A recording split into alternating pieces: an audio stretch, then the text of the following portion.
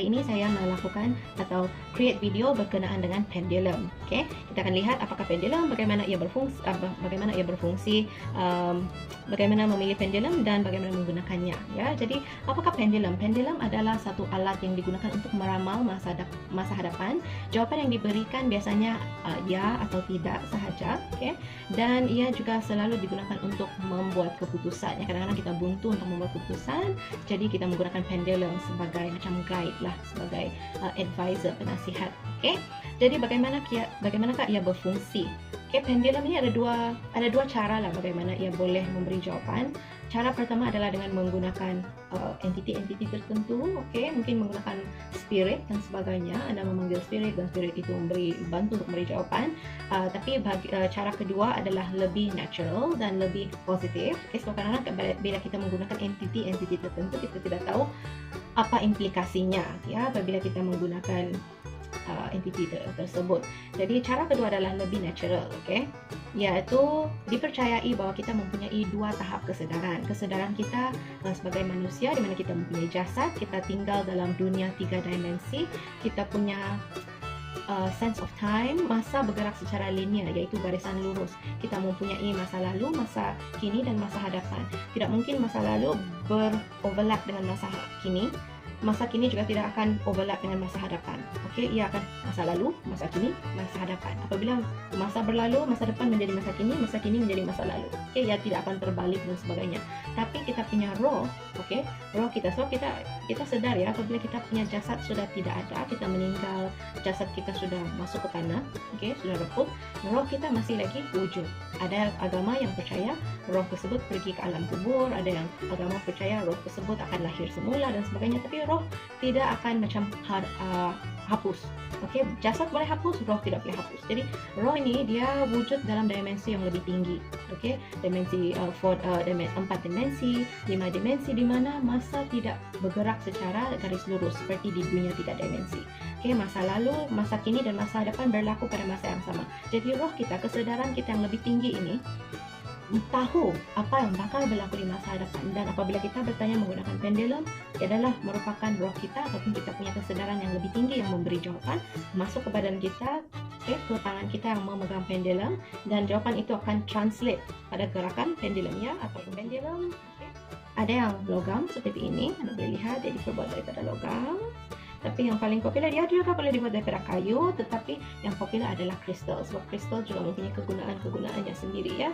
Obsidian adalah untuk protection, perlindungan. Rose quartz adalah untuk love. Amethyst untuk intuition, gerak hati dan sebagainya. Jadi itulah sebab kenapa pendulum kristal. Jadi kita pergi kepada bagaimana kita boleh pilih pendulum. Jika kita ingin membeli pendulum, bagaimana untuk kita pilih. Okay, sebelum kita pergi ke kedai untuk membeli pendulum, kita harus set niat kita dulu.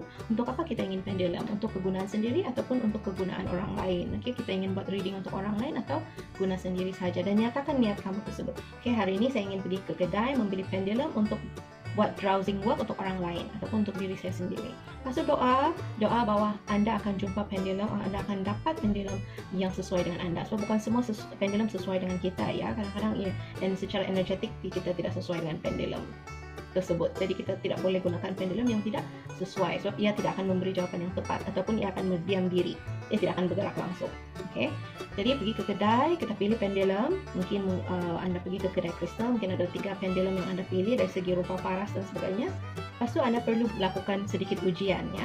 Sebelum melakukan ujian tersebut, anda ambil pendulum. Let's say ada 3 pendulum, anda ambil yang pertama dahulu, letak di tangan, tutup.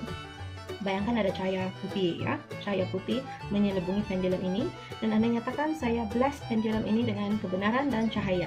Kenapa anda ingin lakukan tersebut? Ini adalah kerana apabila berkaitan dengan alat-alat ramalan ya, seperti pendulum, teramat senang untuk energi-energi atau entiti negatif yang boleh singgah ke alat-alat ramalan seperti pendulum. Jadi kita tidak ingin jawapan yang keluar daripada pendulum ini nanti datang daripada entiti-entiti negatif yang telah hinggap pada pendulum anda. Okey, sebab sebaiknya kalau kamu buat ramalan pendulum, anda perlu cleanse dulu dengan incense, anda perlu doa dulu kan. Tapi anda tidak boleh lakukan perkara tersebut dalam kedai, tengah-tengah kamu pilih kan. Jadi apa yang kamu boleh buat, kamu bless pendulum ini. Last, agar jawapan yang keluar daripada pendulum ini semasa kamu bertanya sebelum membeli adalah benar dan daripada sumber cahaya. Okey, soalan pertama anda perlu tanyakan. Pertama sekali, seperti manusia lah, bila kita ingin bertanya soalan, kita greet dulu, kita cakap hello, apa kabar, saya Faye, boleh saya bertanya? Begitu juga kamu buat dengan pendulum ya. Okey, hello pendulum obsidian, nama saya Faye, saya ingin bertanya apakah jawapan anda bagi ya. Okey, jadi akan menunjukkan ya, bagi pendulum saya dia akan pusing mengikut arah jam. Okey, apabila dia melakukan gerakan tersebut, anda ucapkan terima kasih, terima kasih, jadi dia akan stop. Okey, boleh tunjukkan kepada saya apa jawapan kamu bagi tidak, jadi dia akan gerak melawan arah jam. Okey, kamu ucapkan lagi terima kasih.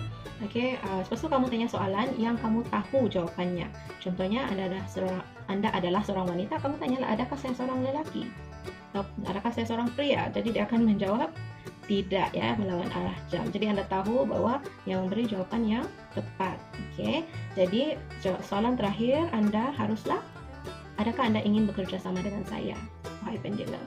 Jadi kalau dia menyatakan ya, dia akan pusinglah. Okey, kadang-kadang ada juga yang memberi jawapan ya adalah ke depan dan belakang, dan jawapan tidak kiri ke kanan. Okey, terpulang kepada pendulum tersebut. Mungkin juga jawapan dia yang ya adalah melawan arah jam, dan jawapan tidak dia adalah mengikut arah jam, terpulang pada pendulum tersebut. Okey, tapi anda kena tanya dahulu, sebab anda akan tanya soalan yang kamu tahu jawapannya, seperti jantina kamu tadi ya, kamu wanita, kamu tanya adakah saya seorang pria, kamu tahu kamu seorang wanita, jadi dia jawab tidak, kamu tahulah yang beri jawapan yang betul. Okey, lepas tu saya ingin beritahu, kalau pendulum itu tidak bergerak langsung, maknanya ia tidak sesuai dengan kamu, ataupun gerakannya kecil saja pun kurang sesuai dengan energi kamu. Sebaiknya gerakan itu adalah besar. Semakin besar gerakan, semakin sesuai dengan energi kamu. Okey, diucapkan terima kasih. Lepas tu kamu belilah pendulum tersebut. Kalau kristal, biasanya kedai kristal tersebut akan cleanse menggunakan singing bowl. Kalau kamu beli pendulum yang bukan kristal, apa yang kamu perlu lakukan apabila sampai rumah, kamu kena bersihkan pendulum ini. Buka pilipai, biar air itu mengalir mungkin 1 minit, 2 minit, tidak perlu air yang deras, air yang kecil sahaja, biar dia mengalir. Bayangkan bahwa kotoran-kotoran di pendulum ini jatuh ya, dan pendulum anda menjadi bersih, berkilat dan sebagainya. Imagine ya, dalam imajinasi anda. Okay, biar air itu mengalir. Lepas tu anda keringkan dan charge di bawah matahari. Okay, anda charge di bawah matahari. Anda juga boleh charge menggunakan bulan purnama, cahaya bulan purnama, tapi perlu tunggu bulan purnama pula kan. Jadi paling senang guna cahaya matahari. Jadi jika anda membeli pendulum kristal telah dibersihkan dengan singing bowl oleh orang yang menjualnya kepada anda, jadi apa yang anda perlu lakukan hanyalah tinggal bonding dengan kristal anda. Simpan dalam satu pouch seperti ini dan bawa kemana saja anda pergi, minimum 3 hari. Okey, simpan dalam handbag. Kalau anda lelaki, sebaiknya simpanlah dalam bag ya. Kalau takut kalau simpan dalam poket terjatuh pula. Jadi bawa ikut mana saja kamu pergi kerja, pergi beli barang dan sebagainya, pergi bayar bil, semua bawa tidur sekali, tidur tepi dengan bantal anda dan sebagainya. Sama juga once kamu setelah bersihkan pendulum anda yang bukan kristal tersebut, kamu juga boleh start bonding ya. Simpan dalam pouch, bawa kemana saja dan sebagainya. Jadi once kamu sudah bonding minimum 3 hari 3 malam, ini adalah agar energi kamu dengan pendulum lebih lagi orang kata sesuai ya, lebih in sync. Jadi anda boleh start gunakan pendulum. Bagaimana anda gunakan pendulum? Pertama sekali anda perlu tulis soalan yang anda ingin tanyakan. Ini adalah supaya anda ingat ya. Kadang-kadang apabila kita tanya pendulum ni, kita tanya pelbagai soalan sampai kita lupa kita sudah tanya ataupun tidak, ataupun kita lupa jawapan sebab kita terlalu banyak bertanya. Jadi tulis soalan dahulu, okey, dan soalan yang anda ajukan perlu spesifik, perlu sangat-sangat spesifik. Contohnya kamu ingin bertanya, patutkah saya berhenti daripada kerja? Jangan tanya patutkah saya berhenti daripada kerja, lepas tu tunggu jawapan. Okey, jangan ya, anda perlu spesifik. Patutkah saya berhenti pekerjaan saya sebagai pelayan di restoran ABC Seafood Restaurant pada tahun ini 2019? Perlu spesifik. Apa pekerjaan kamu? Di mana kamu kerja?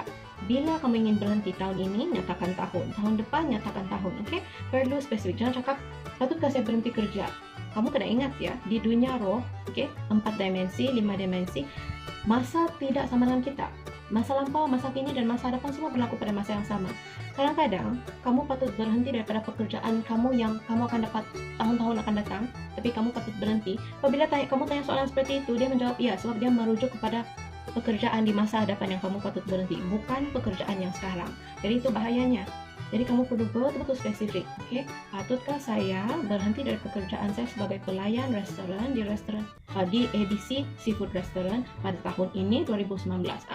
Baru nantikan jawabannya ya ataupun tidak. Oke, itu saya yang gerakan sendiri ya atau tidak. Jadi Anda perlu spesifik. Begitu juga dengan relationship. Nyatakan nama penuh pasangan kamu. Jangan cakap, adakah saya akan berkawin dengan George, pasangan saya sekarang? Adakah saya akan berkawin dengan George? George siapa? Kamu tidak tahu, mungkin boyfriend kamu akan datang pun nama George, dan itu yang kamu akan kawin, bukan George yang sekarang. Oke, jadi penting kamu spesifik ya. Adakah saya akan berkawin dengan boyfriend saya sekarang, yaitu George Andrews? Oke, adakah saya akan berkawin dengan boyfriend saya sekarang, George Andrews? Oke, adakah kemungkinan kami kawin? Nah, let's say, jangan cakap adakah kemungkinan kami kawin, nah. Cakap adalah kemungkinan saya dengan teman lelaki saya sekarang, George Andrews, akan berkawin. Oke, jadi mungkin dia nyatakan iya.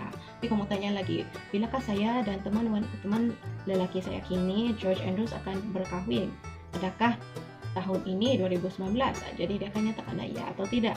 Jangan kamu cakap bilakah kami akan kawin. Kami itu siapa? Jangan cakap bilakah saya dengan boyfriend saya sekarang, George, akan kawin. George siapa? Mana tahu ada dua George sekarang dengan George masa akan datang. Kamu kawin George masa akan datang kan? Jangan begitu ya, kena spesifik sespesifiknya. Jadi sebab itulah saya katakan kamu tulis dulu soalan kamu. Buat soalan kamu sespesifik mungkin, barulah kamu start tanya soalan. Dan sebelum start tanya soalan, first tulis dulu soalan kamu. Lepas tu sebelum start kamu punya sesi bersoal jawab dengan pendulum, cleanse dulu pakai white sage ataupun pakai incense. Okay? Kalau tidak ada incense dan sebagainya tidak apa. Paling penting sama ada kamu ada incense atau tidak. Ada incense gunakan dulu, kalau tidak incense tidak apa.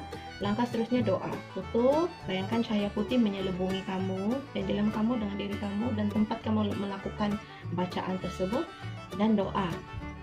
Saya selalu berdoa dalam bahasa Inggris ya, jadi saya akan minta bahwa semoga jawaban yang diberikan oleh pendulum ini daripada bacaan ini adalah daripada sumber yang baik-baik, sumber cahaya, dan jawaban yang diberikan adalah kebenaran ya, kebenaran daripada sumber yang baik-baik, sumber cahaya, dan bebas daripada keinginan saya, daripada pendapat saya. Oke, bebas daripada keinginan dan pendapat saya sendiri. Sebab kalau pendulum kan, bila kita buat bacaan pendulum, kita perlu neutral. Kalau kita ingin sangat jawapannya ya, bahwa kita akan kawin dengan George, teman lelaki kita sekarang, dan jawapannya akan ya tau. Jawapan tersebut tidak akan tepat.